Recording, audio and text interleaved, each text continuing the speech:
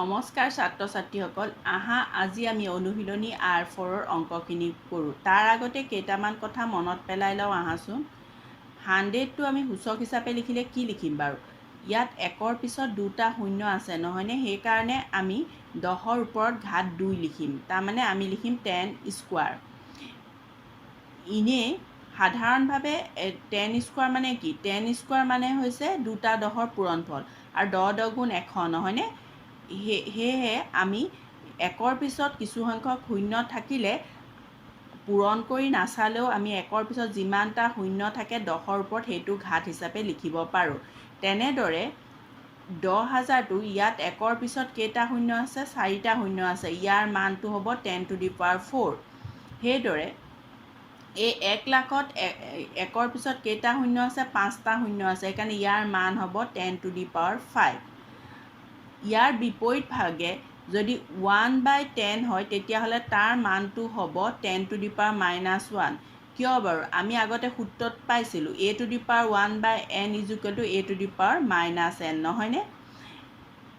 দশমিকত যদি লিখোঁ 10 to the power -1ৰ মানটো কি হ'ব বাৰু? আমি জানো 1ৰ পিছত যেইটা শূন্য থাকে দশমিকটো সিমান ঘৰ আগত বহে নহয়নে? সেইকাৰণে ইয়াৰ মানটো হ'ব 0.1। একেধৰণে ইয়াৰ মানটো কি হ'ব বাৰু? ইয়াত 1ৰ পিছত কেইটা শূন্য আছে? 1 2 3 4 5 6। 1ৰ পিছত 6টা শূন্য আছে। সেইকাৰণে ইয়াৰ মানটো হ'ব 10 to the power -6। ইয়াক দশমিকত লিখিলে কি হ'ব? দশমিকত লিখিলে ইয়াৰ মানটো হ'ব 0.000001। 1ৰ পিছত 6টা শূন্য আছে। সেইকাৰণে 1 2 3 4 5 6 6টা অংকৰ আগত দশমিকটো হৈছে। এতিয়া আহাচোন অনুশীলনী R4 ৰ অংকখিনি কৰোঁ। 1 নম্বৰ অংকটো হৈছে মান নিৰ্ণয় কৰা। 1ৰ 1টো হৈছে 11 কিউব। 11 কিউব মানে আমি সকলোৱে জানো নহয়নে? 3টা 11 পূৰণ হৈ আছে। 3টা 11 পূৰণ কৰিলে তোমালোকে পাবা 1331। 1ৰ 2টো চাওঁ আহাচোন। 2 নম্বৰ অংকটো হৈছে 2 × 10 কিউব। আমি কি পাম? 2 × 10 কিউব মানে কি হ'ব? 10ৰ ওপৰত কিউব আছে মানে ঘাত 3 আছে। তাৰমানে 1ৰ পিছত 3টা শূন্য আছে। এইটো সহজ। এইটো 10 3টা পূৰণ কৰিলেও তোমালোকে 1000টো পাবা। কিন্তু বেছি ডাঙৰ হৈ গ'লে 10 to the power ধৰা 9 আছে, তেতিয়া এইবোৰ ইমানকৈ 9টা 10 পূৰণ কৰি থকাতকৈ ঘাত 9 আছে। সেইকাৰণে 1ৰ পিছত আমি 9টা শূন্য বহাই দিম। এতিয়া ঘাত 3 আছে। সেইকাৰণে 1ৰ পিছত 3টা শূন্য বহাই দিলোঁ। 2 পূৰণ 1000 নহয়নে? 2 পূৰণ 1000 মানটো কি হ'ব? 2000। এতিয়া আছোন 1ৰে 3 নম্বৰ অংকটো কৰোঁ। 3 নম্বৰ অংকটো হৈছে 1/2 হোল টু দি পাৱাৰ -5। আমি আগতে সূত্ৰত পাই আহিছোঁ যেতিয়া ঘাতটো মাইনাছ থাকে এই ঘাতটো প্লাছ কৰিবলৈ হ'লে কি কৰিব লাগিব? হৰটো লব কৰিব লাগে, লবটো হৰ কৰিব লাগে। তাৰমানে আমি 2টো ওপৰত লিখিম আৰু 1টো তলত লিখিম। আৰু ঘাতটো -5টো কি হৈ যাব? 5 হৈ যাব নহয়নে? 2 to the power 5/1 to the power 5। যিমানটা একে পূৰণ নকৰোঁ তাৰ মানটো হ'ব 1। তলত তাৰমানে হৰ থাকিব 1। তলত হৰ 1টো নাপাতিলেও হয়। আৰু ওপৰত কি থাকিব? 2 to the power 5 মানে কেইটা 2 পূৰণ হৈছে? 5টা 2 পূৰণ হৈছে। 5টা 2 পূৰণফল কি হ'ব? 5টা 2 পূৰণফল 2 2 গুণ 4, 4 2 গুণ 8, 8 2 গুণ 16, 2 16 32। তাৰমানে আমি পাম কিমান? 32। 4 নম্বৰ অংকটো হৈছে -4 to the power -2। ইয়াত ঘাতটো বিয়োগত আছে নহয়নে? ঘাতটো মাইনাছ আছে। সেইকাৰণে মাইনাছটো প্লাছ কৰিবলৈ আমি কি কৰিব লাগিব? -4টো তলত লিখিব লাগিব। তাৰমানে আমি লিখিম 1/-4 স্কোৱাৰ। ঘাতটো আমি মাইনাছটো কি কৰিলোঁ? প্লাছ কৰিলোঁ। এতিয়া ইয়াৰ মানটো কি হ'ব? ওপৰত হ'ব 1, তলত -4 স্কোৱাৰ মানে -4 দুটা পূৰণ হৈছে। তাৰ মানটো কি হ'ব? 16। তাৰমানে আমি পাম 1/16। এতিয়া আহাচোন 2 নম্বৰৰ দুটামান অংক কৰোঁ। 2 নম্বৰ অংকটো হৈছে তলৰ প্ৰতিটো সংখ্যাক সিহঁতৰ মৌলিক উৎপাদকৰ ঘাতৰ পূৰণফল ৰূপে প্ৰকাশ কৰা। প্ৰথম প্ৰশ্নটো হৈছে 729। 729টো মৌলিক উৎপাদকৰ ঘাতৰ পূৰণফল হিচাপে প্ৰকাশ কৰিবলৈ আহাচোন প্ৰথমতে ইয়াক মৌলিক উৎপাদকত প্ৰকাশ কৰি লওঁ।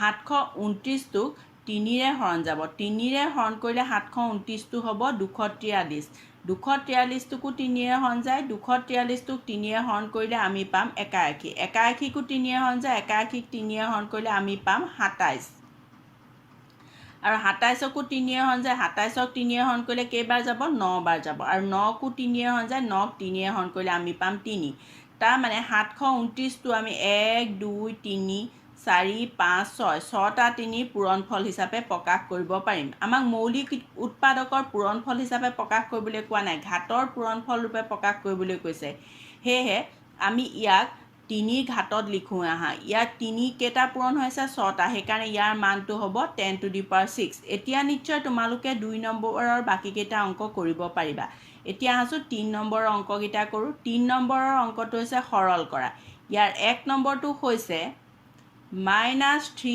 স্কোৱাৰ ইনটু -5 স্কোৱাৰ -3 স্কোৱাৰ মানে -3 দুটা পূৰণ হৈ আছে আৰু -5 স্কোৱাৰ মানে হৈছে -5 দুটা পূৰণ হৈছে -3 স্কোৱাৰ মানে হ'ব 9 আৰু -5 স্কোৱাৰ মানে হ'ব 25 তো যিহেতু ঘাতটো যুগ্ম সংখ্যা আছে সেইকাৰণে মাইনাছ থাকিলেও ইয়াৰ মানটো ধনাত্মকেই হ'ব আৰু 9 আৰু 25 পূৰণ কৰিলে আমি কি পাম 9 আৰু 25 পূৰণ কৰিলে আমি পাম 225 এতিয়া আছো 3 নম্বৰৰ 2টো চাওঁ 3 নম্বৰৰ 2টো হৈছে 2 cube into 2 whole to the power 4 প্ৰথমতে আমি 2 কিউবটো ভাঙি লওঁ আহা 2 কিউবটো কি হ'ব 2 কিউব মানে হ'ব 8 8 নহ'বনে আৰু এইটো হৈছে 2 8 into 2 whole to the power 4 8 2 গুণ কি হ'ব 8 2 গুণ 16 তাৰমানে 16 two the power 4 16 two the power 4 মানে কেইটা 16 পূৰণ হৈছে 4টা 16 আৰু 4টা 16 পূৰণ কৰিলে তোমালোকে পাবা 65536 মই পূৰণবোৰ কৰি দেখুৱা নাই আৰু নিজে কৰিব পাৰিবা নিশ্চয় এতিয়া আছো 3 নম্বৰৰ অংকটো কৰোঁ 3 নম্বৰ অংকটো হৈছে 2 to the power 0 into 3 to the power 0 into 4 to the power 0 আমি পাইছিলোঁ a to the power 0 equal to 1 তাৰ মানে আমি 2 to the power 0 মানটো পাম 1 আকৌ 3 to the power 0 মানটো পাম 1 আৰু 4 to the power 0 মানটো পাম কিমান 1 তেতিয়াহ'লে তিনিটা 1 পূৰণ হৈছে তাৰ মানটো কি হ'ব 1 এতিয়া আছো 3 নম্বৰৰ 4টো কৰোঁ 3 নম্বৰৰ 4টো হৈছে 5/8 whole to the power -7 into 8/5 whole to the power -4 এই অংকটো কৰিবলৈ প্ৰথমতে আমি এই ঘাতটো ধনাত্মক কৰি লওঁ আহা -7 to 7 কৰোঁ -7 to 7 কৰিলে কি কৰিব লাগিব আমি তলৰটো ওপৰলৈ নিব লাগিব তাৰমানে ওপৰত লিখিব লাগিব 8 আৰু তলত লিখিব লাগিব 5 ঘাতটো -7টো এতিয়া কি হৈ যাব 7 হৈ যাব আমি পাম 8 to the power 7/5 to the power 7 into ইয়াতো একে -4টো 4 কৰিবলৈ আমি 5টো ওপৰলৈ নিব লাগিব আৰু 8টো তললৈ আনিব লাগিব নহয়নে ওপৰত লিখিম 5 তলত লিখিম 8 আৰু পাৱাৰটো কি হ'ব -4টো হৈ যাব 4 তাৰমানে আমি পাম 5 to the power 4/8 to the power 4 এতিয়া 8 to the power 7/8 to the power 4 একে ভূমি থকা দুটা সূচক হৰণ হৈ থকা নাইনে একে ভূমি থকা দুটা সূচক হৰণ কৰিবলৈ আমি কি কৰোঁ ভূমি একে ৰাখি ঘাত দুটা বিয়োগ কৰোঁ তাৰমানে আমি কি কৰিম 7 বিয়োগ 4 ঠিক তেনেদৰে 5 to the power 4/5 to the power 7 তাৰমানে এইটোতো একে ভূমি থকা দুটা সূচক হৰণ হৈ আছে একেধৰণে আমি কি কৰিম 5 to the power 4 - 7 আমি কৰিম 5 to the power 4 - 7 এতিয়া আমি কি পাম 8 to the power 7 - 4 টো কি পাম 3 into 5 to the power 4 - 7 4 - 7 কি হ'ব -3 এতিয়া 5 to the power -3 টো যদি আমি 5 কিউবকৈ লিখোঁ তেতিয়াহ'লে এইটো তললৈ যাব নহয়নে তাৰমানে আমি কি পাম ওপৰত পাম 8 কিউব আৰু তলত পাম 5 কিউব 8 কিউব মানে কি 3টা 8 পূৰণ হৈ আছে নহয়নে 3টা 8ৰ পূৰণফল কিমান 3টা 8ৰ পূৰণ কৰিলে পাম আমি 512 আৰু তলত 5 কিউব মানে 3টা 5 পূৰণ হৈ থকা নাইনে 3টা 5ৰ পূৰণফল হৈছে 125 ইয়াৰ উত্তৰটো হ'ব 512/125 ছাত্ৰ ছাত্ৰীসকল আজিৰ বাবে ইমানেই ইয়াৰ পিছৰ ভিডিঅ'টোত R4ৰ বাকীকেইটা অংক কৰিবলৈ চেষ্টা কৰিম ধন্যবাদ